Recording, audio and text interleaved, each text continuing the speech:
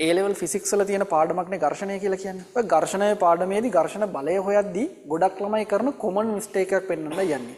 පොඩ්ඩක් බලන්නකෝ මේක දිහා. මේ රූපසරණේ ඔන්න දීලා තිනවා දත්ත සෙට් එකක්. ඔය දත්ත සෙට් එකට අනුව පොඩි මොහොතක් අරගෙන ඝර්ෂණ බලය හොයන්න බලන්න. ඝර්ෂණ සංගුණකයක් දීලා තියෙනවා. හෙව්වද? හරි. වීඩියෝ එක පෝස්ට් කරලා හරි කමන්නේ හොයන්න. හරි නේද? alright.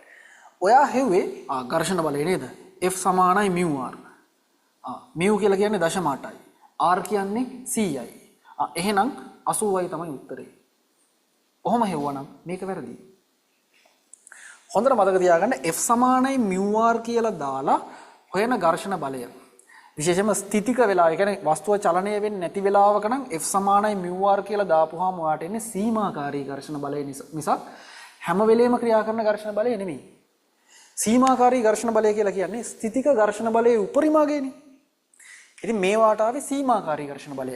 මෙයාට ගන්න පුළුවන් ඝර්ෂණ බලයට ගන්න පුළුවන් උපරිමයගය. නමුත් ඔයාලට පේනව නේද මේ කුට්ටිය අරහෙට චලනය කරන්න කියලා දාලා තියෙන බලය නිව්ටන් 50යි. නිව්ටන් 80ක ඝර්ෂණ බලයක් මේ වෙලාවේ ඕනේ වෙන්නේ නැහැ. හරි. මේ වෙලාවේ ඝර්ෂණ බලය අපි යොදන බලයට සමාන වෙනවා. හරි. ඔයාලට කරන්න තියෙන්නේ මේ වගේ දෙයක්. ඔයා කමන්නේ සීමාකාරී ඝර්ෂණ බලය හොයන්න. සීමාකාරී ඝර්ෂණ බලය හොයුවාම ඔයාලට තේරෙනවා නෑ සීමාකාරී ඝර්ෂණ බලය දැනට අපි යොදලා තියෙන බලයට වඩා වැඩි. එහෙනම් දැන් ක්‍රියා කරන ඝර්ෂණ බලය සීමාකාරී ඝර්ෂණ බලය වෙන්න ඕනේ නෑනේ.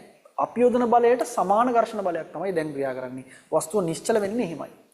හරි. ඉතින් ඝර්ෂණය වගේම ෆිසික්ස් වල පාඩම් ගණනාවක ෆ්‍රී වීඩියෝස් අපේ YouTube channel එකේ දාලා තියෙනවා. ගොඩක් පාස් පේපර්ස් ගැටලු ඒ වගේම ගොඩක් කාරණා අපේ YouTube channel එකේ කතා කරලා තියෙනවා.